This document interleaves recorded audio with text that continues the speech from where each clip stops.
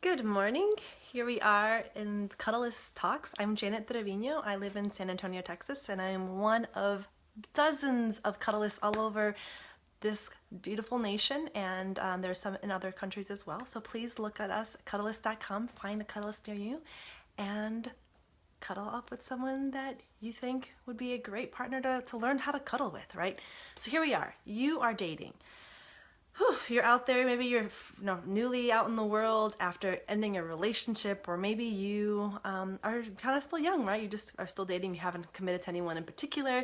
Maybe you have ended a relationship, after 30 years, a marriage potentially, and you're out there and going, oh my gosh, the dating world has changed. And it has changed. It's complicated, it's nerve-wracking, it's exhausting. And so how in the world do you go about, being a whole human being, right? And doing this doing this dating thing and kind of not feeling like you match up with all that's going on. So I'm not saying that the dating world is perfect or great, but there are definitely some things you can do to just bring the humanity back into dating and into your life. And that's why Cuddlist and those who do professional cuddling can really help you kind of begin to integrate yourself with the real world. So what are some feelings that people experience around dating? Anxiousness, like being nervous, being afraid of, saying the wrong thing. I'm trying to think, the lack of confidence, being really excited, or having like expectations that are really outside of what's like normal, right? And just having all these emotions and feelings can really, ruin my camera, sorry. Can really create a terrible situation where you come off not the way that who you truly are, right? And so what is attractive in a date? And I would say confidence, vulnerability, honesty, and kindness. I think if I just give you those 4 words, that seems like, wow, I would love to meet someone who is confident and also vulnerable, who can speak who they are, kind, and also honest about who they are, and they're not trying to fake anything. I think a lot of us would find that very attractive. How do we get that? Like, how do we go from this anxious and tense, these feelings, to like feeling this like, wow, I'm amazing, right? And I'm great, and I'm valuable in the world. So a lot of us are touch starved. We are touch deprived. And what does this cause? This causes us to kind of have these extremes. A lot of us either are really, really strong and sometimes desperate, or some of us experience this like withdrawal from each other, from other people. And I think not having that common interaction with each other, the touch, that humanness that we can have, causes us to kind of go into this, because if we're not getting the touch and not getting that balance, we seek it like we're starved. And it's true, a lot of people are really aggressive in the world because they're looking for that connection. So I'm proposing 4 things, and then there's probably millions of other things, but just got a call there. 4 things that can be truly helpful in coming to a Cuddlist and being able to experience what we have to offer. 4 things that we can help in you getting out there and being confident and really interesting person in the dating world. That's ideally what we want. So 1 is balance. Coming to a Cuddlist helps you with balancing your life. 2 is liberation, and some really exciting things that my clients have told me that I think will be helpful for you. Number 3 is gives you a new way of being in the world.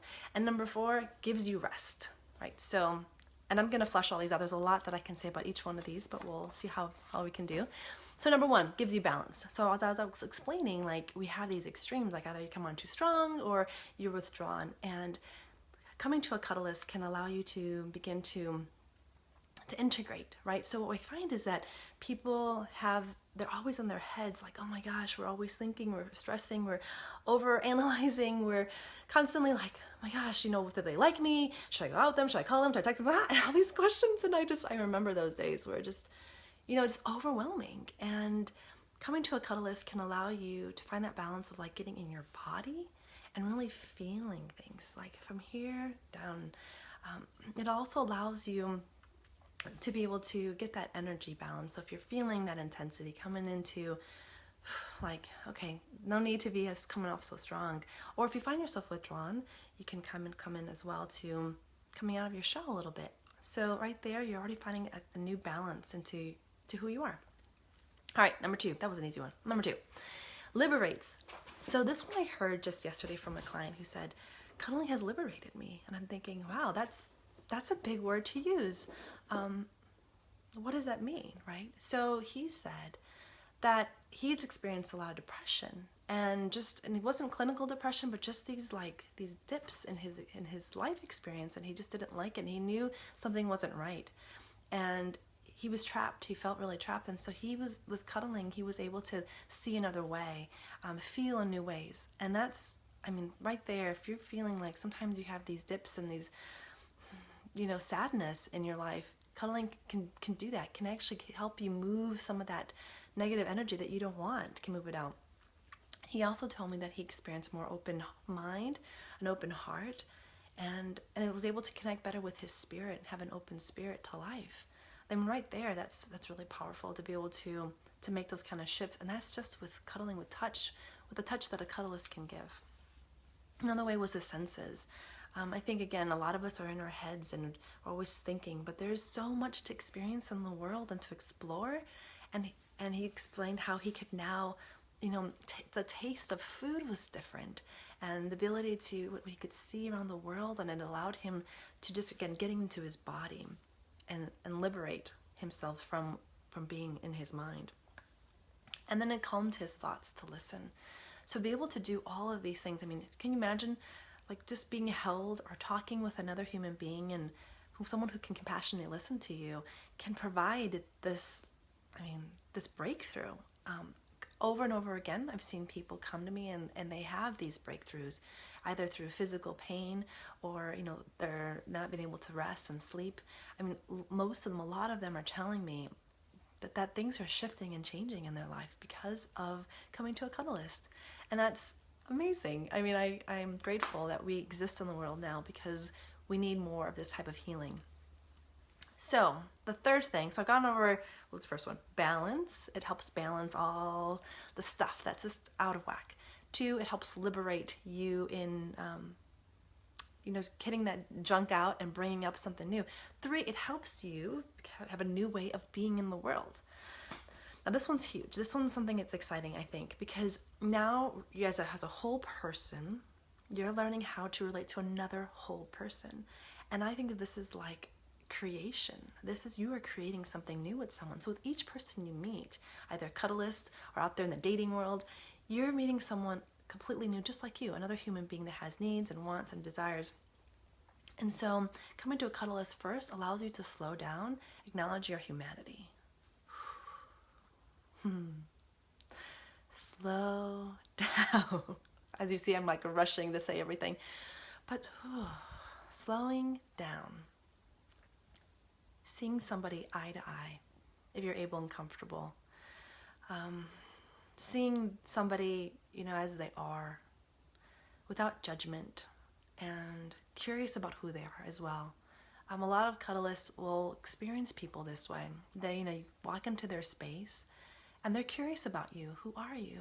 And I think that energy allows you to also experience them in that way. So that when you go on a date, you also have that slowing down. You're learning to be different in the world now. You're seeing, who is this person beyond what I see? Who are they inside? So that slowing down helps. And then with the Cuddlist session and then with dating, this is classic, you learn to be awkward and vulnerable, and you might mess up, and that's okay. You might stumble a bit.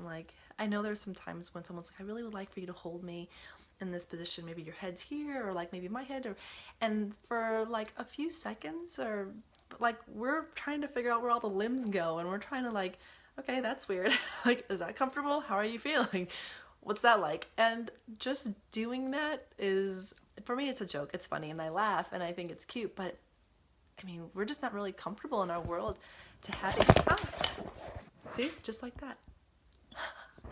Being awkward and vulnerable. Look, that's great, right? That's a perfect example of oops, that happened and my papers fell and I'll have to, to work with what I got. So that, exactly, awkward and vulnerable, and things aren't perfect, and we do the best that we can, and it's fun. it's fun to explore the world that way and not take things so seriously, and just be with another human being. Again, both of us imperfect people. So the other thing that I think a lot of us cuddlists talk to people about, and especially in screenings, is that this is an opportunity for you now to ask for what you want, and to be able to speak up when you're uncomfortable as well. Most people that I meet have no idea what they want, and that's not. As you enter into the dating world, it's so important that you do. It's so important that you're able to say, "Hey, I like you," or "Hey, I find you really attractive. Could I get to know you better?" 2 sentences, maybe 3. That's all I said. And it's so simple just to be able to say, "I think you're great, and it would be wonderful to be able to spend more time with you." That's it. That's all it takes. That's all people really need to say. Putting yourself out there, asking for what you want. Now, in a Cuddlist session, what that looks like is you ask, "Hey, will you hold me? I really like this position. Can we do that again?" Or let me think of so many different ways in which people speak up or saying, "My arm is falling asleep. I'm uncomfortable. Can I move my arm over here instead?" Right? So being able to say that out loud gives you that confidence to be able to say that to some other person, because ultimately we all do want each other to be comfortable. I mean, I can't think of a lot of people that would relish in you being uncomfortable. So there's that. Again, on the third point here, we're trying to discover new you, how to be new in the world as who you are. And then I think as it goes into that, you're also learning how to hear someone else say, "Hey, this is what I want," or "Hey, I'm a little uncomfortable with what's going on." In some sessions, I can't say all of them, but there are some in which, boundaries have to be maintained, and not everyone maintains to the initial boundaries in the code of conduct that we have online.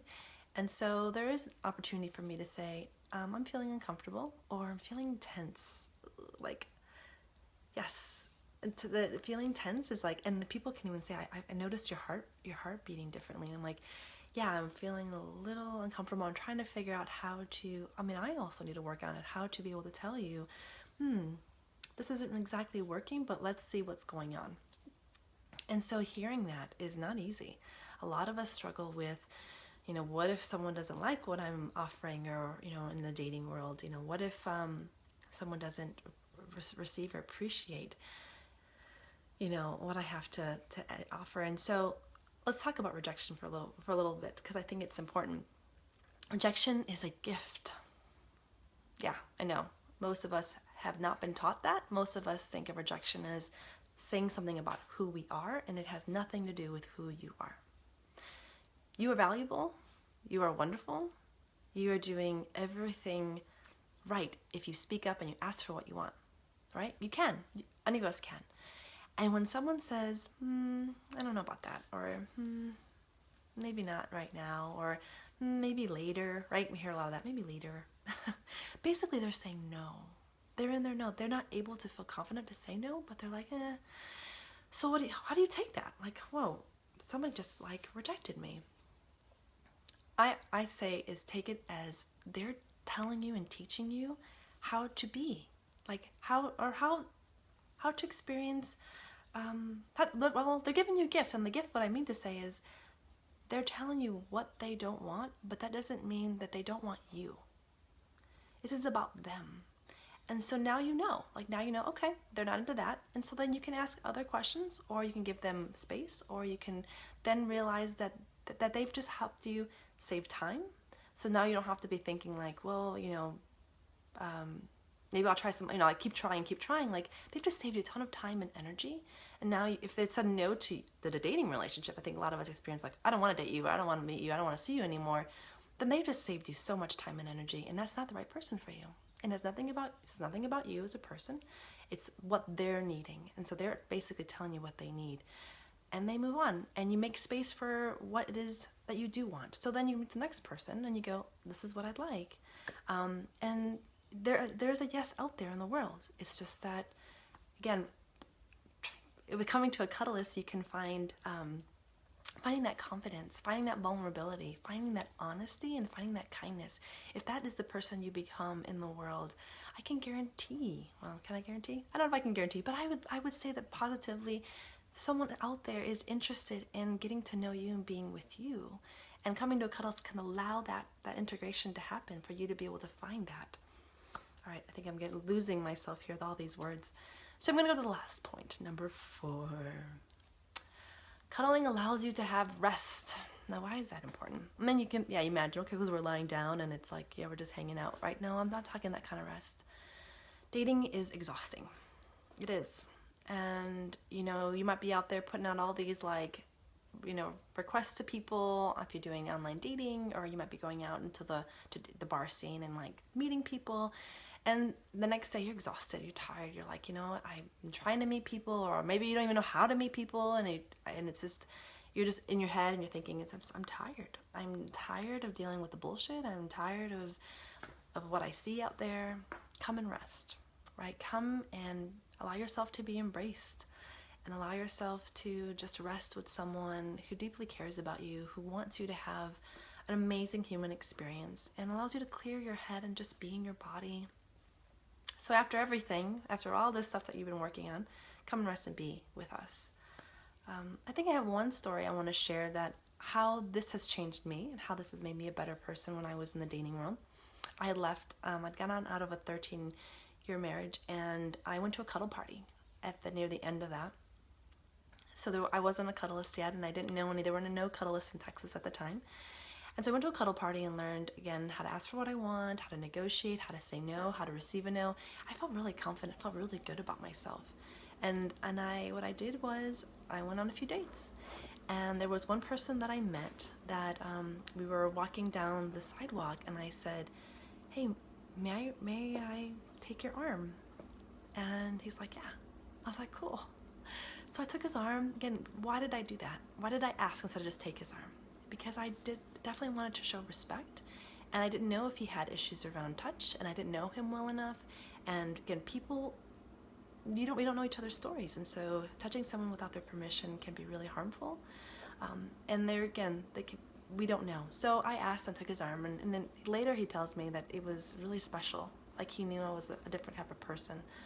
And so the date's ending, right? We're in the vehicle together, and I don't know. I just felt like I wanted to hold his hand. I could have just grabbed it, and I didn't. What I did was I asked, hey, may I hold your hand?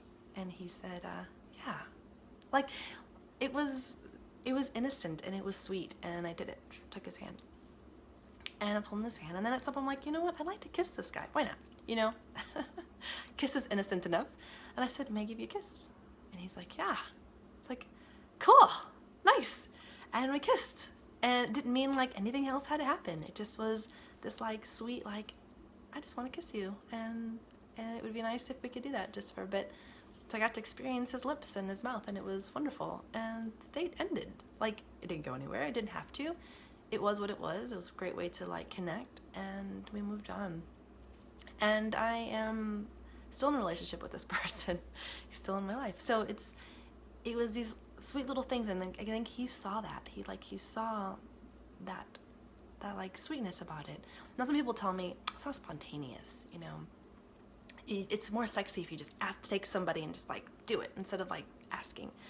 And I'll tell you that there's a sexy way. Thanks you, Michelle, who just made a comment.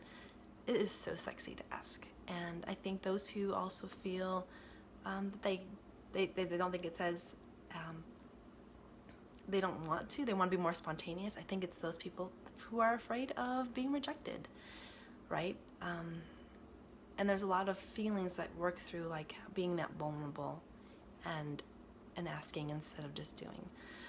So anyway, all right, so let's just review real quick, like just by saying them, what are like the 4 ways in which coming to a Cuddlist can make you an amazing date.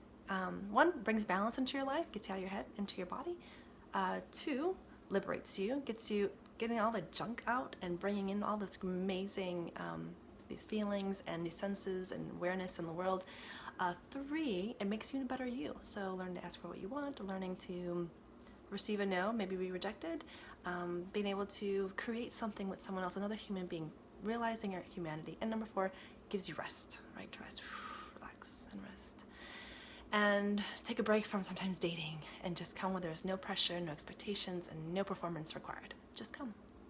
All right, go to Cuddlist.com. Find us. We're all over the place. And if we're not near you, come travel and see us. We'd love to see you for an hour or more. Have a great day. And again, I'm Janet Trevino in San Antonio, Texas, and have a great one.